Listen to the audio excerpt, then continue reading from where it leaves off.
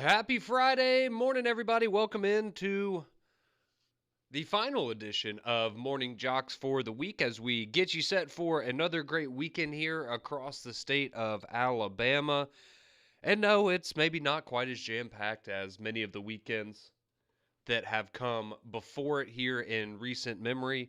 But we are excited nonetheless as we've got Army-Navy going on tomorrow. We've got some great college basketball action going on here, right here in Birmingham, actually, involving the Alabama Crimson Tide. You've got Auburn in action as well. So there's still a lot to look forward to. We've got the Heisman Trophy ceremony as well, of course, and then the NFL. And then next week when we come back, it'll be really, really exciting because, of course, that means it will be game week for the first round of the college football playoff, with that action kicking off next Friday, Alabama and Oklahoma up there in Norman. So 1 week away from game day for Alabama, and we'll enjoy this weekend off and everything else that it has to offer. But we're going to spend a good part, at least of the beginning part of today's show, taking a little bit of a look ahead because we were given a look into the future last night when the SEC so kindly revealed the 2026 football schedules for all 16 member institutions, including the Auburn Tigers and the Alabama Crimson Tide. We also got some more, future scheduling information, outside of just the 2026 season and beyond. But I can say this, just looking at the schedules right now, it's certainly not going to be an easy stretch of games next year for Alabama or Auburn. We already had kind of talked about how difficult Auburn's schedule was going to be, and maybe even more difficult next year than it was this year. And you look at Alabama and what their schedule went through this season. You look at next year, and we'll get to it in a minute, but there's certainly a 4 or 5 game stretch next year for Alabama that may rival the stretch they had this year where they had to go and beat 4 ranked opponents in a row earlier in the season, and ultimately that is what catapulted them into the college football playoff. But let's get started with the Auburn Tigers, what their schedule for 2026 is going to look like.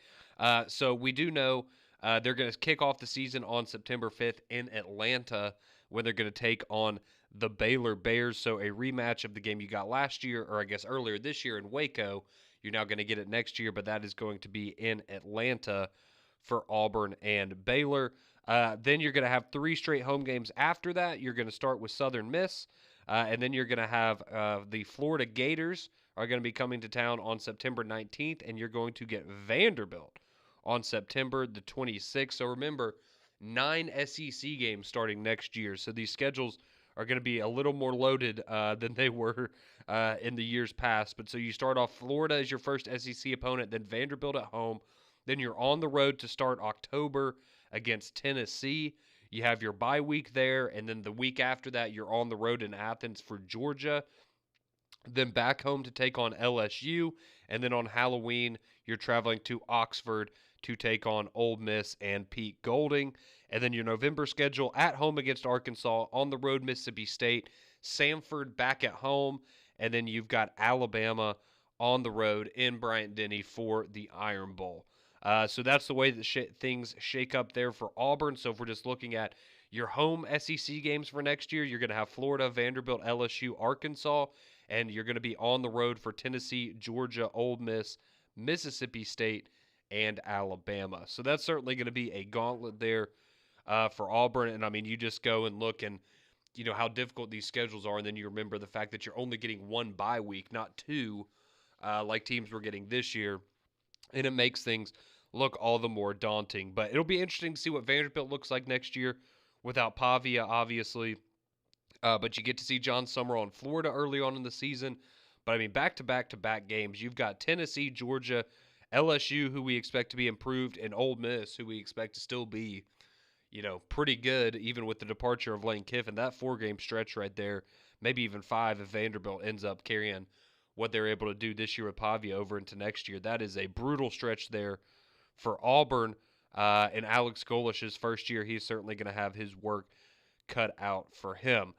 So that's the Auburn schedule for 2026. Now let's get to Alabama here quickly, as they will open up their season on September 5th as well, the same day there as Auburn. So if you notice that, kind of with the bye week, right, they're moving the season up a year, I guess back a year, because this year you had those teams playing on Labor Day weekend, where it was August 31st technically, and now they're playing the first weekend of September. But Alabama, they're going to open up against East Carolina in Bryant-Denny. That's going to be their first home game of the season, well, their first game and home game of the season. Then in week 2, they're going to get SEC play started early. They're going on the road to Lexington to take on the Kentucky Wildcats and new head coach Will Stein there in Lexington. Then you're back home for a couple of matchups. You've got the rematch with Florida State. That is not the season opener next year. That is the third game on September 19th, and that game will be in Bryant-Denny Stadium. Then the week after that, you're hosting South Carolina in Tuscaloosa. Then on the road the first weekend of October to Mississippi State. Back home October 10th, that's when you're going to face the Georgia Bulldogs, week 6 next year if you want to go ahead and mark your calendars. But Georgia will come to Tuscaloosa on October 10th. The weekend after that, of course, is the third Saturday in October, going to Knoxville to Neyland Stadium to take on Tennessee. Then back home October 24th for Texas A&M. Then you have your bye week. Then on the road in Baton Rouge against LSU, on the road against Vanderbilt, and then back-to-back home games against Chattanooga and Auburn in the Iron Bowl to wrap things up. So just like I was talking about with Auburn a minute ago, you look at that stretch from the middle of October to potentially the middle of November, where you're going to have Georgia, Tennessee, Texas A&M, LSU, and again Vanderbilt, depending on how good they are and how much they're able to carry over next year without Pavia. I mean, those stretches right there for Alabama and Auburn we just went through, maybe two of the most difficult stretches that any team in the entire country will have to deal with for next season. So always good to get a little bit of a look ahead there into what's going to be on the docket for next year. I know we still have to wrap up this season, but 9 conference games, it's going to be a lot of fun. I know a lot of people have been asking for it for a long time, and now we're finally getting it. But, you know, we talked a lot. You heard Kirby after the SEC title game last weekend talking about how beat up Alabama and Auburn were, and he brought up the point of, you know, you think about it next year, like the SEC championship game like that, at that point in the season, in terms of when you played that much SEC competition, that's going to be the final week of the regular season for everybody now, in terms of how beat up those two teams were. So it's certainly going to be a gauntlet. You only have one bye week now instead of the 2, so that certainly isn't going to make anything easier there as well. Before we move on, though, I did want to go back to Auburn quickly because I did want to throw in, I know this is very exciting for a lot of people here in the state, but Auburn, in addition to their full schedule being revealed, they also announced that they are adding some future home games for Jordan-Hare Stadium in the coming years. So in 2027, you're going to get Austin Peay. In 2028, you're going to get Georgia Southern coming down to the plains of Auburn for a football game. And then how about this? In 2031, for the first time ever, the Troy Trojans will be heading to Jordan-Hare Stadium to take on the Auburn Tigers. So it's about 6 years away. I know that that's a while off, but still very cool to see two teams in our state that haven't ever played before finally getting the chance to do so. So Auburn and Troy, that's coming your way 2031. And then Auburn and North Alabama, UNA, is going to travel down to the plains and take on Auburn in 2032. Some exciting interstate matchups there that I know people have been clamoring for quite some time. So that will be very cool. Very good to see Auburn able to get that done yesterday. But coming up this weekend, did want to remind you, tomorrow you've got the Army-Navy game. That's going to be at 2 o'clock on CBS. As far as that one goes, that's really, you have some FCS the playoffs and things going on around college football as well. But in terms of FBS competition, that's all you're going to have. I know a lot of people always excited for that game going on in Baltimore this weekend. But we also have some great college hoops to get to, NFL, all that good stuff and more. And hopefully this NFL slate this weekend is a little bit more like the game we got last night, because at the very least, it will be very, very entertaining if that is the case. So we'll dive into that a Thursday night football recap. A crazy comeback win for the Atlanta Falcons, and then we'll get into some headlines around the college football world because it continues to go as far as the coaching carousel, rumor mill, and some big-time coordinator hires in the SEC. We'll get to all of that and more next here on a Friday edition of Morning JOX.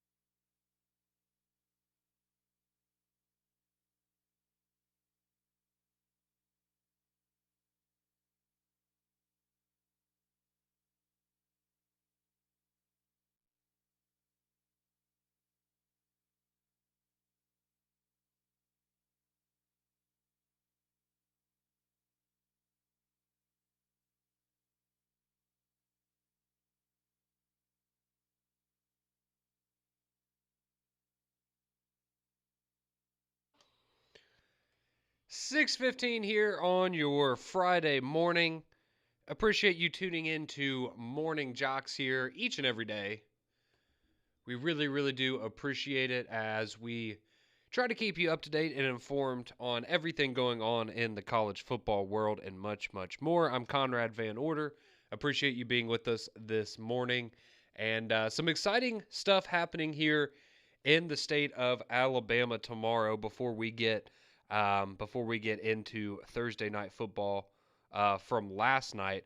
But if you just look at what we have, you're going to have Alabama and Arizona as they are going to do battle here in the great city of Birmingham. Arizona, the number one team in the country. And they have had just, I mean, if you've watched them at any point early in this season, I know they got things started off. They got things started off with a big win over Florida, the defending champs, and I think that kind of put a lot of people on notice.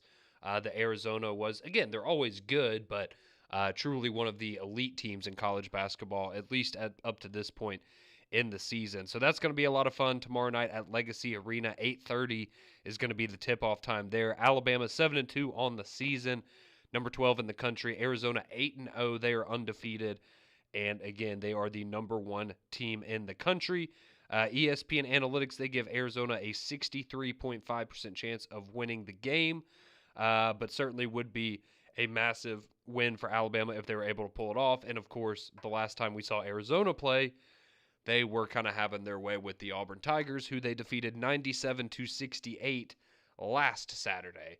So I know a lot of people watching the conference championship games, maybe that one flew under your radar a little bit there, but that just kind of goes to show you Auburn, a good team this year, and Arizona beat them by almost 30. So we'll see if Alabama fares a little better when they meet up tomorrow night at Legacy Arena.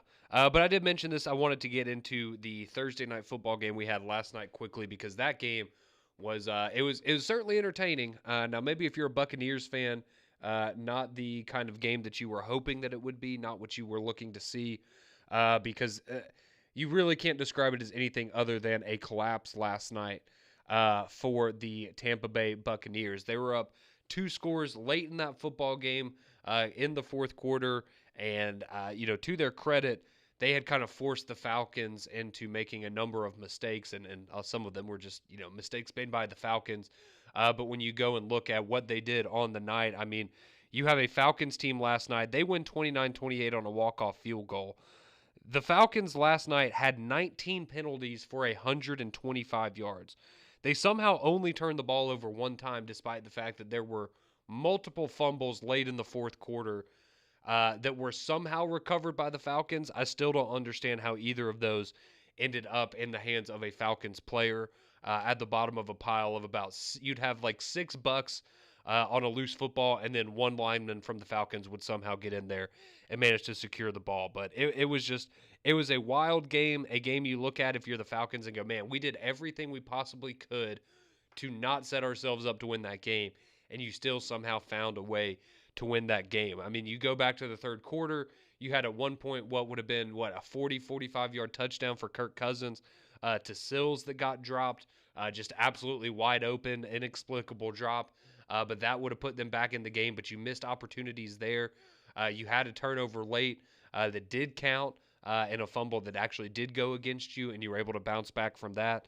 But Kirk Cousins, man, he was just cool as could be as he went 30 of 44 for 373, 3 touchdowns last night, no interceptions. And again, he did have that late fumble that somehow the Falcons were able to maintain possession of.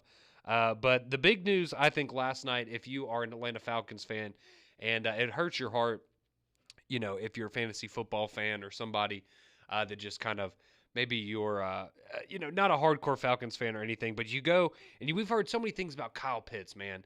And you just remember when they drafted him out of Florida, he was a top 10 pick. There was all this hype, all the potential in the world, because he's just an absolute freak of a human being and a total mismatch. And they just, for whatever reason, have never utilized him the way that you would normally utilize somebody you spend a top 10 draft pick on. But last night, I would say the best game of Kyle Pitts' career. All he did last night, 11 catches, 166 yards, and 3 touchdowns for the Falcons. So, I mean, he was absolutely spectacular.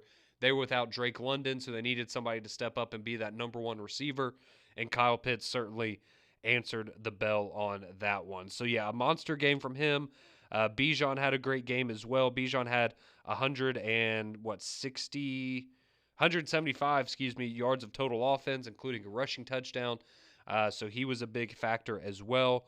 And the Falcons did a great job of getting after Baker Mayfield. They were able to sack him 5 times last night, which caused Baker a lot of problems in the passing game there. And that was big late, right? You had a great interception by Alford there for the Falcons late in that game that kind of turned the tide and allowed them to be set up in a position to win. But if you're the Falcons, that was a great win, a great way to come back from behind. But if you're Tampa Bay now, you find yourself at 7-7 with you are not in control of your own destiny.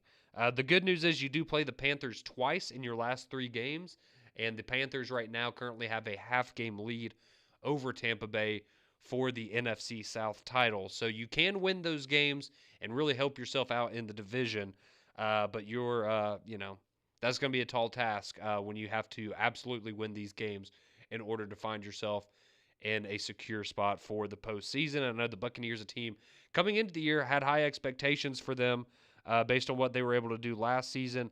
They started off the year 3-0. I had a competitive loss to the Eagles early on, but I mean, this was a team that was 5-1 about 2 months ago, and now they find themselves at 7-7. So been a rocky road there for Tampa Bay, but hats off to the Atlanta Falcons as they are able to get a very nice, very impressive come-from-behind victory there last night. Let's turn our attention now, getting out of the NFL, to some things that we have going on in the college football ranks. Some important news to get to. So first off, we do have the Heisman Trophy ceremony that is going to be taking place tomorrow night. Of course, you've got Diego Pavia, Fernando Mendoza, Julian Sain, and Jeremiah Love. Those are going to be your 4 finalists. As it looks right now, I think most odds makers would tell you that Fernando Mendoza is looking like the guy who's ultimately going to win the trophy.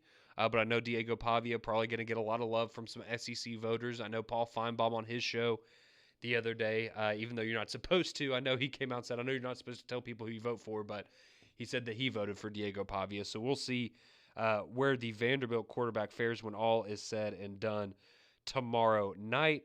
But outside of the Heisman Trophy ceremony that is going to be taking place over the weekend, some very, in my opinion, intriguing coaching moves being made all around the country, but especially here in the SEC in the last 24 to 48 hours. So I think the big one now is that we know Tennessee, so they part ways with Tim Banks a couple of days ago. Their defense this year had just really, it caused them a lot of problems, right? Offensively, Josh Heupel, I thought, did a really good job with Joey Aguilar and kind of keeping things humming there on that side of the ball. But obviously, the defense had been leaving a good bit to be desired, unfortunately.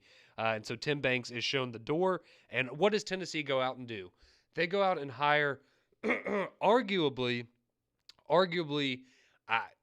you could make an argument he's the best defensive coordinator in college football. Certainly one of the top 5, I think, in most people's minds. And that would be Jim Knowles. Who is he was at Penn State, if you remember. He was at Penn State this year. He was at Ohio State last year when they won the national championship. Then Penn State goes, throws a bag at him. Obviously, that whole situation didn't go as planned this year with James Franklin and them starting anew with Matt Campbell now. So that opened up Jim Knowles. So he signs a 3-year deal with Tennessee to be their next defensive coordinator. And I think that's a fantastic hire, right? We'll see how it translates. You know, a guy that's been in the Big Ten for a while and worked at some powerhouse programs there. How does that now translate to the SEC? But at least on paper, that to me sounds like a fantastic hire and one that you would look at the Tennessee defense and go, all right, with the level of talent we know that they have in Knoxville, you should get some immediate returns on that for 2026. And who knows, maybe that's the move that puts Tennessee back in position to return to a college football playoff for next season. So I thought that was an excellent hire there for Josh Heupel and the Volunteers. But speaking of Tim Banks, the former defensive coordinator there for Tennessee, how about staying in the SEC and heading down to Auburn? Because that is the expectation now, is that Tim Banks is going to be brought on as the next safeties coach for Alex Golesh there at Auburn. So again, a guy very familiar with the SEC. I thought he did a really good job turning that Tennessee defense around. I know this year, again, we just talked about it, not quite where you wanted them to be. They were 14th, 15th in a lot of categories in the conference. But you go back and just a couple of years ago with the talent that you had there, I mean, you had James Pierce, some other dudes. You had a really, really good defense last year in Knoxville. So I think that's a nice hire there for Auburn and Alex Golesh to keep Tim Banks in the SEC. And then you also have a familiar face coming back, as Auburn is also expected to hire West Virginia running backs coach Larry Porter, who previously worked at Auburn from 2017 to 2020, but he was the tight ends coach the last time he was at Auburn. So he's now going to be a new addition, it is expected, to the coaching staff there for Alex Golesh. And finally, outside of Auburn, but another SEC move that I thought was interesting yesterday is we found out that Kentucky, so they went and hired Will Stein from Oregon. He's going to be their new coach to take over for Mark Stoops next year. And they went out and they have now hired Texas A&M defensive coordinator Jay Bateman. So a very interesting move there, as I think you're seeing, Kentucky kind of tell you, hey, we're not playing around anymore. We want to go around. We want to be the big boys or play with the big boys here in the Southeastern Conference. And so that is exactly what they do.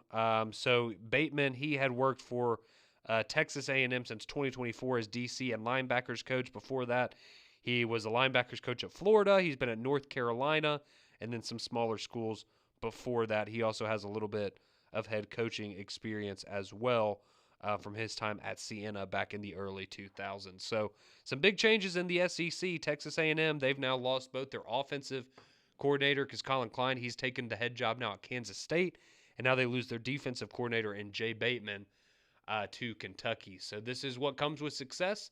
And Mike Elko, who just got that nice contract extension and took the Aggies to the playoff, this is what they pay you the big bucks for. So now he's got to navigate through all of the potential distractions for the playoffs. And then after that, of course, got to go out and make some great hires to keep the momentum there in College Station for the Aggies moving forward. But that's the big coaching news from, again, the last 24 to 48 hours or so in the college football ranks. But I do know a big topic of conversation yesterday that I was not able to participate in because I was out. I was under the weather.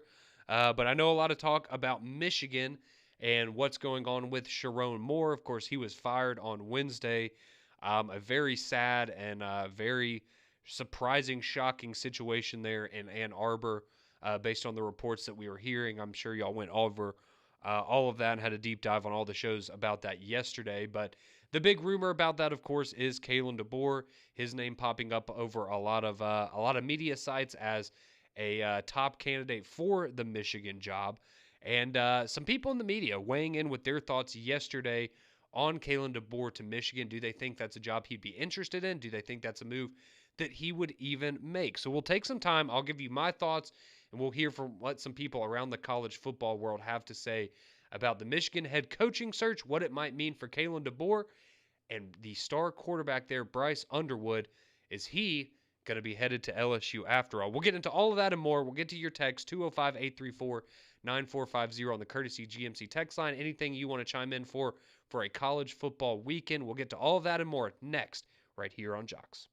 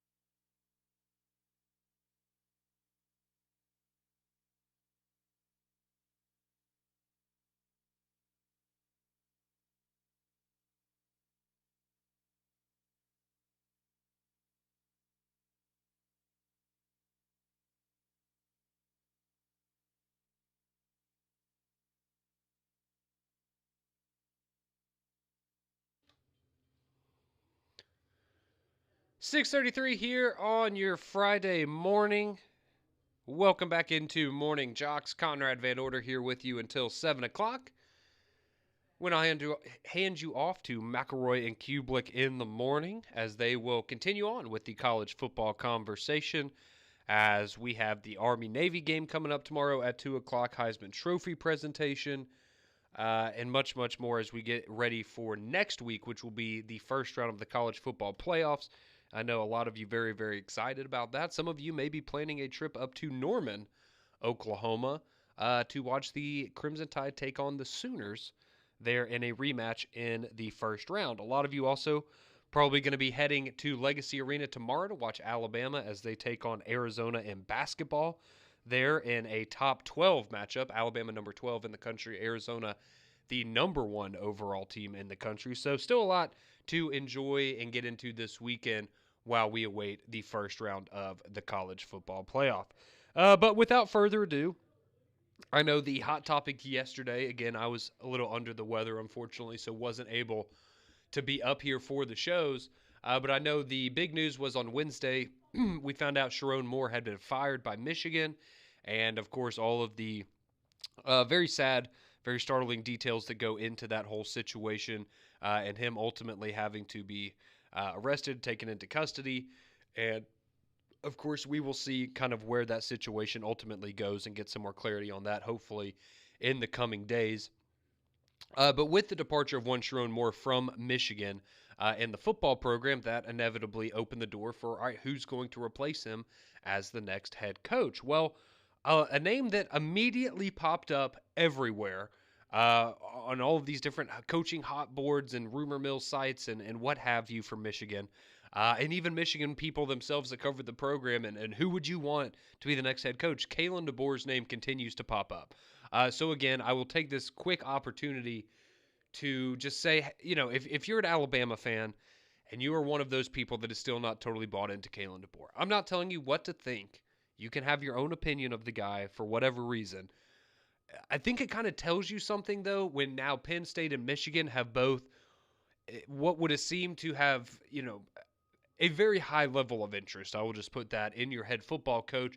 I know some of you may go, well, it's just Michigan and Penn State, but those are two very, very good jobs, especially the Michigan job is certainly one of the upper echelon jobs in college football. So I was just wanted to say, again, I know there's a lot of people out there that maybe are still not totally sold on Kalen DeBoer, and you may say, good riddance, I hope he leaves. And if that's your opinion, then so be it. But again, I would just caution you because I think you're seeing right here, like, look, there's maybe not a lot of options out there if you do have to go make a replacement on top of the fact that he's a pretty high in demand guy, and that's for a reason. It's because he's a really good coach.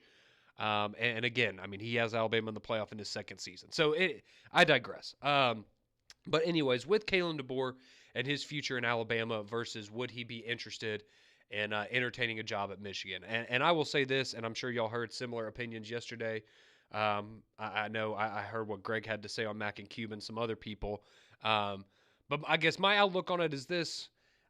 First and foremost, I think that if you are Kalen DeBoer, I think that you would probably entertain the Michigan job more than the Penn State job. I think it is a more attractive job. I think the resources are better.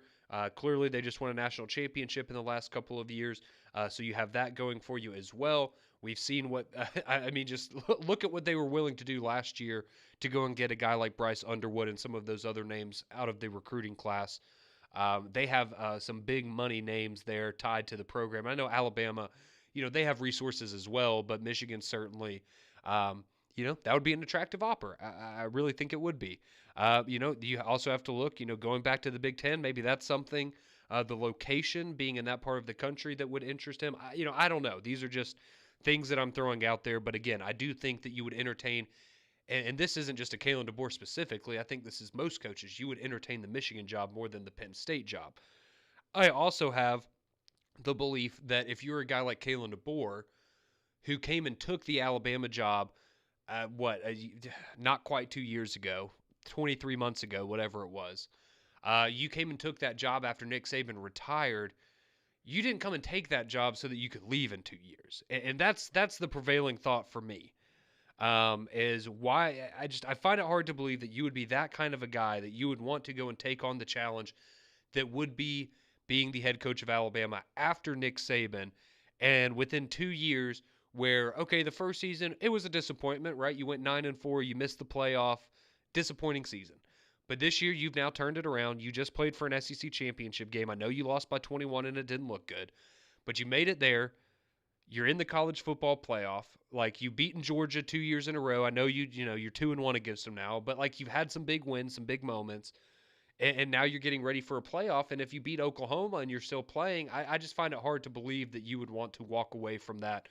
Whether you wanted to walk away from that now, or even if it was a year from, I find it hard to believe that you would take on the challenge of coming to Alabama and replacing Nick Saban just to leave, this quickly afterwards. And especially, it's not like things have gone that bad, right? It's not like you're 6-6, struggling to make bowl games, things like that. Maybe if you had lost the Iron Bowl to Auburn and you missed the playoff for a second year in a row, because that's kind of what started the Penn State talk. Was it was contingent on, well, if they lose the Iron Bowl, well, Alabama didn't lose the Iron Bowl. They played for an SEC championship now in the playoff.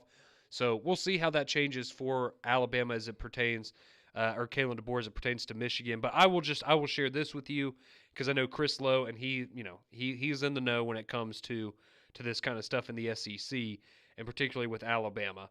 But he did a couple of interviews yesterday. This is a quote that he gave.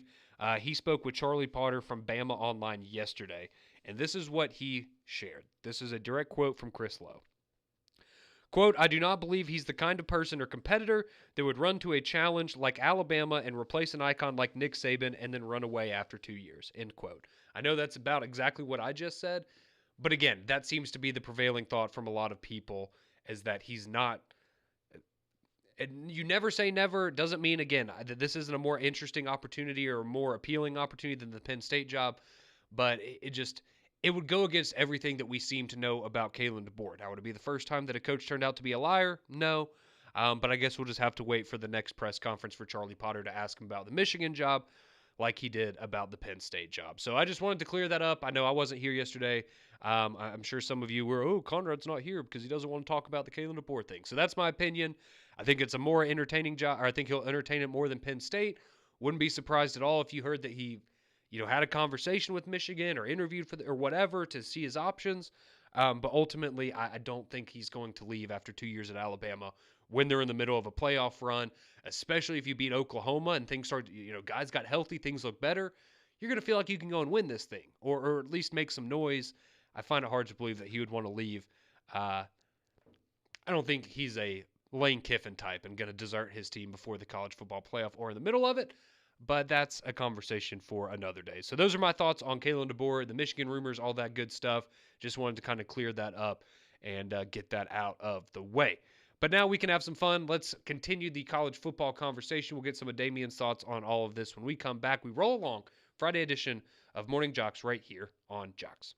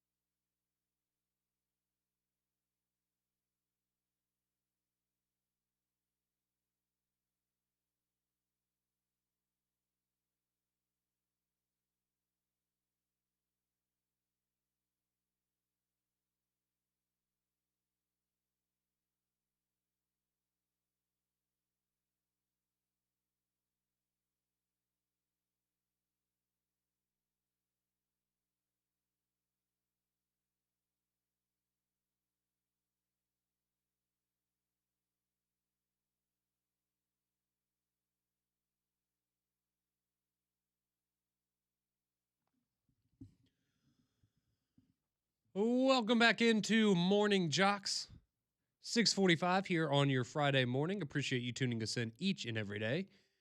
Conrad and Damian here with you until 7 o'clock when we'll hand you over to McElroy and Kublick in the morning. They'll be with you 7 to 10, then three-man front, 10 to 2. And, of course, after that, Paul Feinbaum from 2 to 6. That'll get you into your weekend. And, of course, next week going to be a lot of fun as we will spend, I think, most of the week talking about a few games, but one in particular, that being Alabama and Oklahoma in the first round of the college football playoff. But going to be a lot of fun next week as we get, not only are we closer to Christmas, and that's always fun, but getting closer and closer to the kickoff of the college football playoff. But we like to dedicate some time each and every day to you, our wonderful listeners, on the courtesy GMC text line or the phone lines, 205-834-9450, 1-800-239-WJOX. And let's have fun here because it always makes my day when Bama Hater chimes in. And he has chimed in this morning a lot. Let's see. Bama Hater, he says, after Alabama loses their third game in the last 5, he's assuming they're going to lose to Oklahoma next Friday. He says, Bama should hire Roll Tide Willie to replace Kalen DeBoer.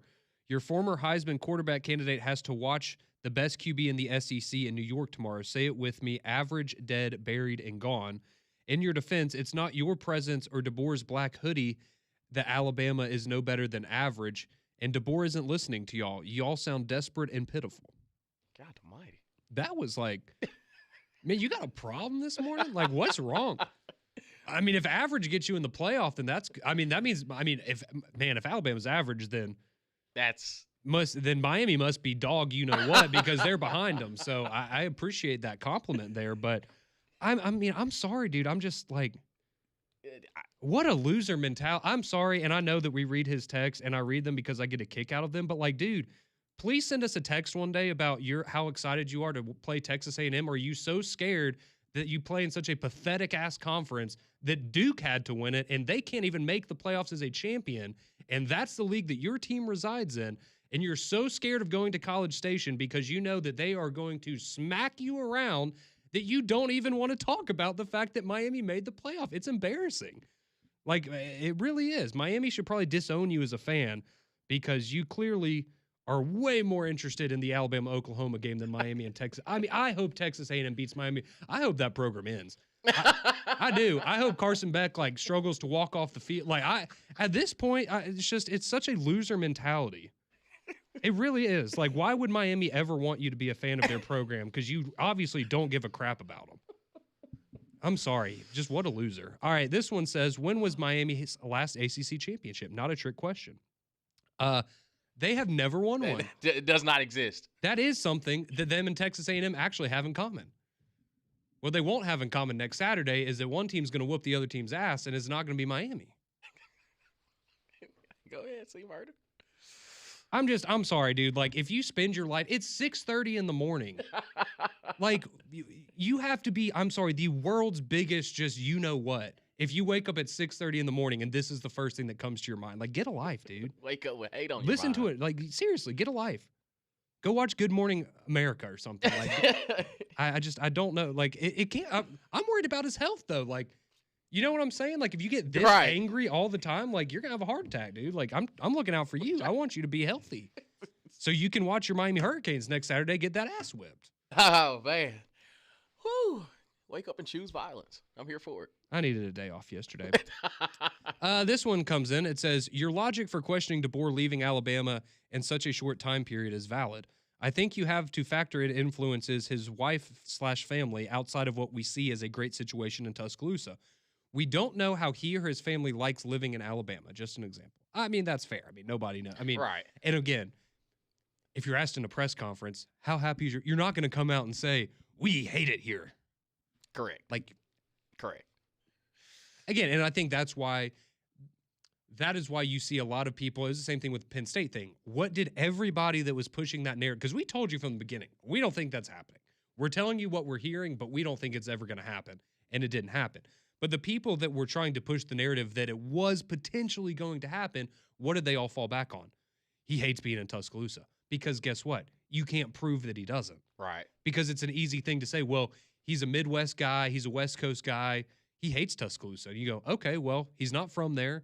You know, it's a little out of his comfort zone. Maybe he does hate it, right? And you can't prove that it's wrong. And again, they don't have any information. They just know that's the low-hanging fruit and how to get you to pay attention to what they have to say. Right. I brought it up yesterday too. It's, to me, I've looked at this job as, especially at Alabama, it's a job that you don't leave for another spot. I think it's what the program is and the standard is and the expectation all encompasses. It's one of the best jobs in college football. Not to say that Michigan isn't, but I think Alabama is a job that you either go to the NFL, Alabama forces you out, or you retire. Those are the only three options to me. I don't because people were saying, because me and Landrum were trying to think of the last coach that openly just left Alabama. It was Dennis Franchione, and that was over 20 years ago. So when you look at the stability that you have when you're there, and again, this is year 2 under Kalen DeBoer, and they're in the college football playoff. That's pretty impressive no matter where you go. But at Alabama, it's the expectation. Like, this is what we expect you to do, you know, when you took this job. And I think he's done a wonderful job that his name is being mentioned for jobs like Michigan, like Penn State. It's something different if he's, you know, he was in the running for James Madison head coaching vacancy before Billy Napier got it. But when you hear your head coach's name being brought up in these conversations of these jobs, that shows how the outside world looks at him, or how the coaching circles or the agents and, you know, administrators look at him and the success that he has on the football field. This text rolls in. It says, Miami is 3-15 all-time against Alabama. Thank you. Appreciate you sending that out. Facts. This one says, A&M has the potential to be this year's Ohio State in the playoff. I assume that means losing the last game and then going on to win a national championship. Maybe so. Man, I hope not. Maybe so. I hope not. Maybe so. Okay, see, I'll give it to this one. Bam Hater says, you can't be worried about my health when you put toothbrushes in your mouth. Fair enough. See, but now he doesn't have anything to come back and say, so he's saying, let's bet $500 on the game. No, I'm not going to bet $500 with your sorry ass. Please, leave me alone. Let's see. This one says, I think we can see why Miami is over 20 years without winning anything and has never won anything else like an ACC title. Because Bama Hater and the other fans worry more about Alabama than other teams. Someone said, this one says, Bama's getting that butt whipped too. So is A&M, but in the second round, Ohio State's going to beat them 35-7. Okay. This person is clearly an Ohio State fan. They say, I hope Michigan gets Kalen DeBoer. Okay. This one says, tell all the whiny fellow Bammers to shut the heck up. He's a great coach and can't control drop passes or bad throws. Kalen is an awesome coach, and we want him here. Hey, I can agree with. I agree. I can agree with. I agree. Let's see. I know. Sorry. I'm sorry, people. I'm glad people liked when I got angry earlier, but I try not to do that. But sometimes it just, just one of those days. Don chimes in. He says, good morning. Welcome back, Conrad. Glad you're feeling better. Thank you, Don. He says, Auburn playing Troy means Auburn has now played and given money to every team in the state of Alabama. But for some reason, Alabama refuses to play anyone in the state besides Auburn. I can't argue with that. Trying to say y'all scared? We are. Y'all scared of little old Troy and UAB? And, well, I know the UAB when they have Dude, fire breathers only. I don't want any. You don't want any part. Don't want any part. South Alabama, Jacksonville State. Stop running from it, Conrad. Talk to Greg Burns. Like, hey, it looks pretty open in 2036. You see what you can do. Mm-hmm. See this text. See, this is great. This text says, felt like just yesterday that Bammers were calling for DeBoer's head. Oh, wait, that was just this past Monday. Yep. That's a great text. And now that's the kind of world we're living in. It's 1 minute you hate him, and then as soon as his name is being brought up for another job, they're like, no. We're good. Just emotional. I don't. You gonna be excited if Tommy Reese is your coach next year? Lord, you no. know what I'm saying? Like that's the same thing I said. Who do you? I don't. Somebody said Dan Mullen yesterday. Dan Mullen, that's a good one. This one says, Conrad, does every text start with it does when you're trying to make sure they don't say anything derogatory or explicit on there. So yes, I apologize. Thanks for tuning in this morning. We're back Monday at 6 a.m. Mac and Cube is up next.